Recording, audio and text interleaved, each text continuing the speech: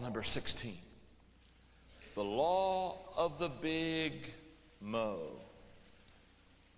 The law of the Big Mo says that momentum is a leader's best friend. Now, the law of the Big Mo is a cousin to the law of victory. Can I tell you something? You can't have the law of victory without having the Big Mo. And if you have some victory, you'll have some momentum. Momentum is a leader's best friend. So let me talk to you about momentum for a few minutes. Many times, the only difference between winning and losing is momentum. In other words, it's not talent. It's not giftedness. It's not ability. It's not skill.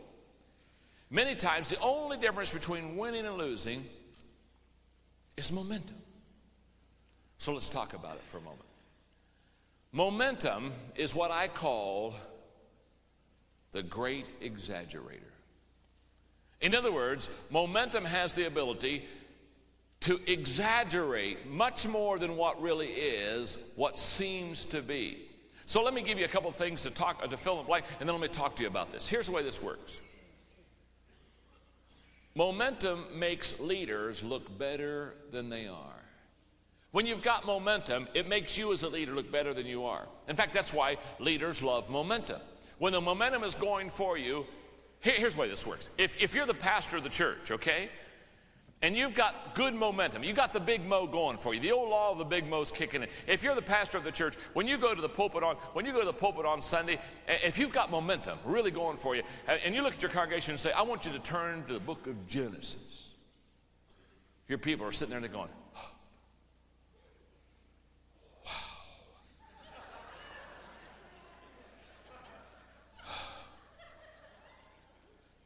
great preacher. What an awesome man of God. Now, are you that good? All you got to do is go ask the wife and the kids.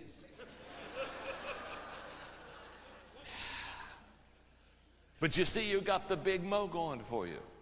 And when you've got the Big Mo going for you, people think you're better than you are. Now, let me just ask a question. How many of you probably could stand to have the Big Mo going for you in your organization, huh?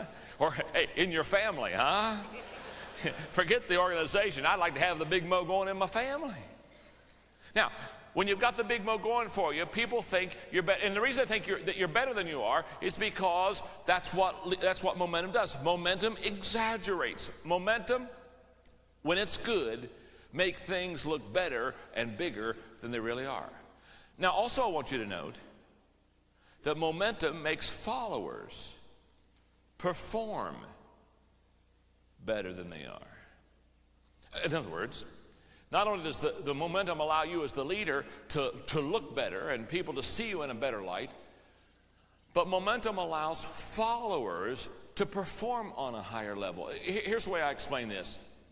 When you have the momentum going for you, an average athlete becomes a superior athlete. Have you ever heard the expression, they are playing above their heads? Do you know what playing above their heads means? It means that they're doing better than what they should be doing. They're not that good. We all know they're not that good. Well, what's happened? They've got momentum going for them. And once you've got momentum going for it, you can play. See, and what do you want? What do you want to do for your people? You want to so get momentum going in your organization that your people play above their heads. I've always tried to do that. I've had a lot of staff be with me, and I've had a lot of staff go on to other ministries, always with my blessing. But I can tell you, I've seen a lot of staff that were around me that when they left the environment I created and the atmosphere I created, this winning atmosphere in my organization, I've watched a lot of staff go to the next place, assuming they'd be able to perform on the same level. Only 2 or 3 years later to say, hey, John, it's not the same. Well, it's not the same because you're not in that winning environment now. You're not in that environment that creates high morale and momentum for you that allows you to win a lot quicker and a lot easier.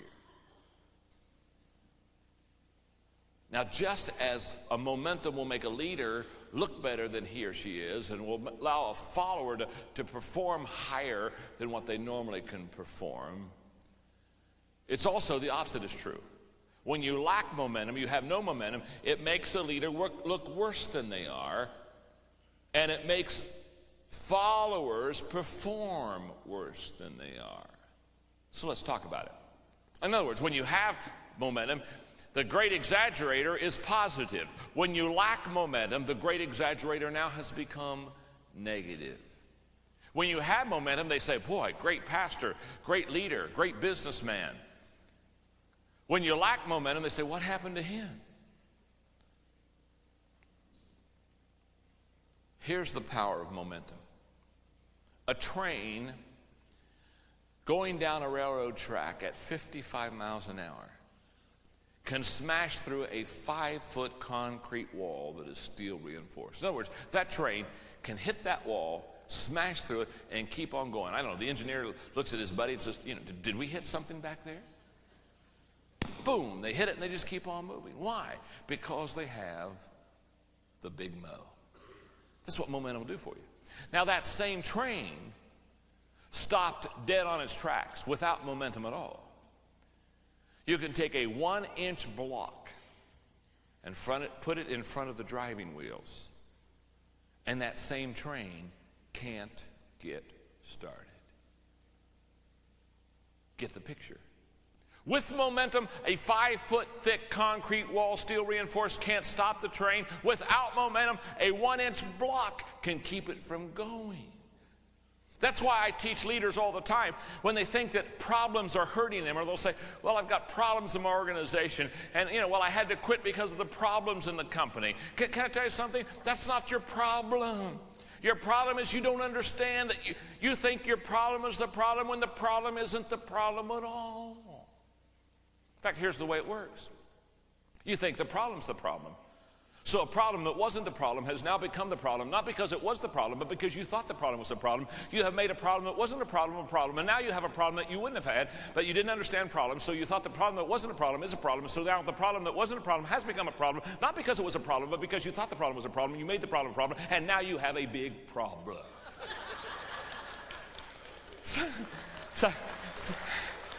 Yeah, some melancholic on the front row saying, John, could you repeat that one more time for me?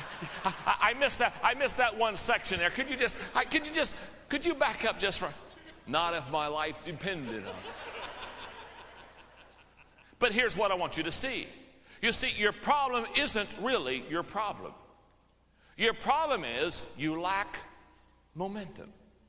Because if you had momentum in your organization, if you were clicking and high morale was in place, when you found that problem, you'd smash it and keep on going. You see, here's the way this works. With momentum, that train can knock out of the way a 5-foot concrete wall, steel reinforced problem.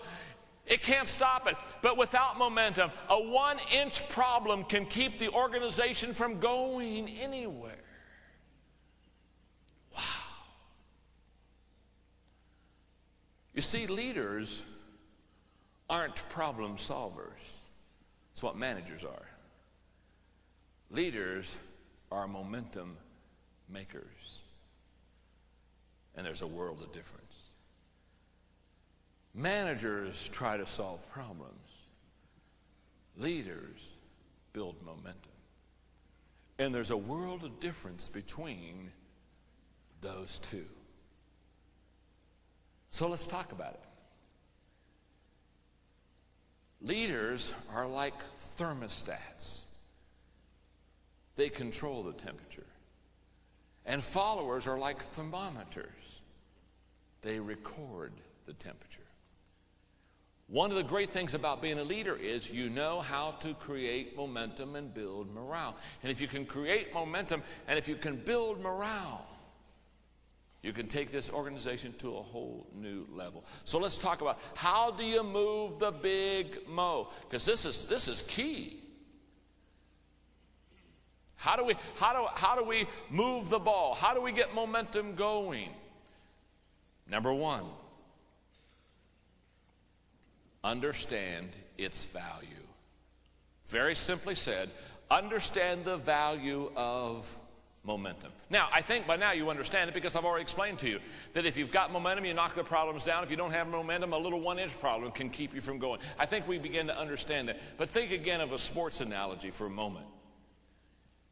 If the other team is marching down the field, or if the other team is scoring baskets at a rapid succession rate, what does the coach on the team that is having the momentum against him do? The first thing a coach does is he stands up when the momentum tide goes to the other team, and the coach goes, time out, time out. Now, why did he call time out? Because he wanted to have fellowship with the team? Why did he call time out? Because he wanted to have a little kumbaya-sation? No. The reason he called time out was he's doing everything in his power to stop the momentum of the other team. Because he knows if he allows that momentum to continue, that other team, although not better, could win the game. See, just as the coach who has momentum wants to keep the game going, the coach that doesn't have momentum wants to stop the game, because that coach understands, both of them in fact, understand the value of momentum. So you got to understand, it is your best friend. Let me explain to you another way, just so you got it. In fact, I did an Enjoy Life Club tape several years ago called Momentum, the best friend a leader ever had. And let me tell you, momentum is worth 2 staff members for you. You got the picture? In fact, if you got rid of 2 staff members, maybe you'd get momentum. I don't know. But once you get momentum going, it's huge. You got to understand its value. Now, number 2, figure out what the motivating factors are in your organization. Very good thought. Figure out what the motivating factors are within your organization. Here's why. Whatever the motivating factors are in your organization, those are the buttons you need to push to get momentum going. Now, I can't tell you what yours are. I know what mine are. In the Enjoy group, I know exactly what it is. In the organization that I lead, if I just sit down with my team and say things such as, we're going to make a difference, as soon as you tell my team they're going to make a difference for God, man, they're perking up. They're saying, okay, how are we going to do this? How are we going to do this? If I say we're going to add value to pastors and churches, and we're going to add value to leaders, I mean, what moves them, what motivates them, the reason they moved from San Diego, California to Atlanta, Georgia, was they really wanted to have a life of significance. Significance is the motivational tool that I have for my team. I say, who wants to be successful when you can be significant? Who wants to live for this life when you can live for one that has eternity? And this turns their crank. Now, this doesn't turn everybody's crank. This may not be the thing that you use in your church, but you got to know what the momentum button is. Because when you know what the momentum factors are, those are the factors you call on. Those are the values you speak of. Those are the things that you put up for all of your team to see. So you got to know what it is that motivates them. And one of the greatest ways to find that out is to ask one of 3 questions. This is in your notes, but you need to have it. Question number 1, what do you cry about? If you ask a person, what hurts you? What do you cry about? What is it that when you think of it, you just break out in tears? What do you cry about?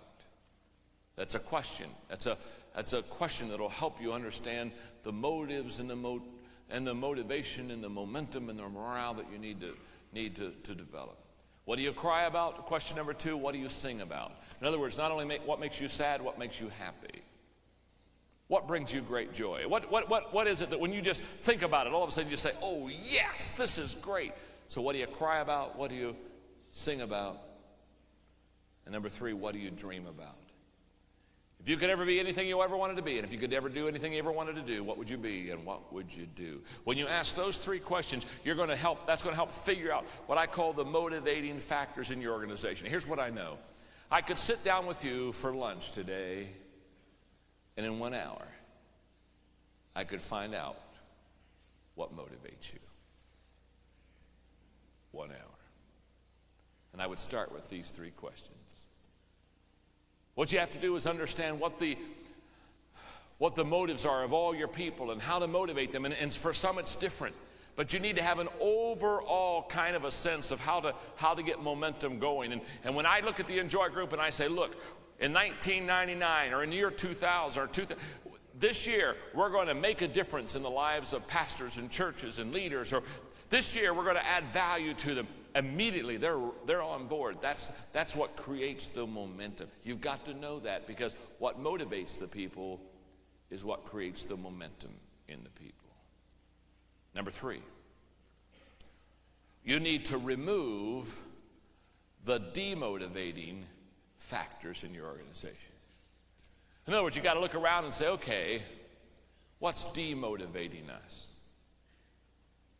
And once you find them, you got to say, we got to cut them out. For example, now this won't be maybe yours, but in the Enjoy group, again, I just know my group. I don't know your group, but if I was around your group very long, I could figure yours out too. There are several demotivating factors, but one of the top demotivating factors in our Enjoy group is the fact that anytime somebody wants to make a process long and complicated, it's very demotivating. I'm very simple. I'm very bottom line. I do not want to wait on 30 committee reports, 17 prayer meetings, 4 search committees, and 11 surveys. Thank you very much. So it's very demotivating. So you know what? We don't have a lot of bureaucracy in the Enjoy group. We don't have a lot of people who like to just kind of wait for a while and ponder and fumble and mumble and moan and groan and go to the desert and see if they can find a sign or whatever. Those kind of people aren't on our team. We're more activistic. We're more high energy. We're more, let's get it done. I mean, come on, folks. How long do you want to hold that sucker before you do something with it? And if you aren't going to do something with it, how about giving us the ball? We'd like to run with it a while ourselves. It's a demotivating factor. So what do? You remove demotivating people. If you got people, don't you know, how many of you know at least one demotivating person in your life, huh? How many of you know people that every time you bring how many of you know people that can find a problem in every solution? You know what I'm saying?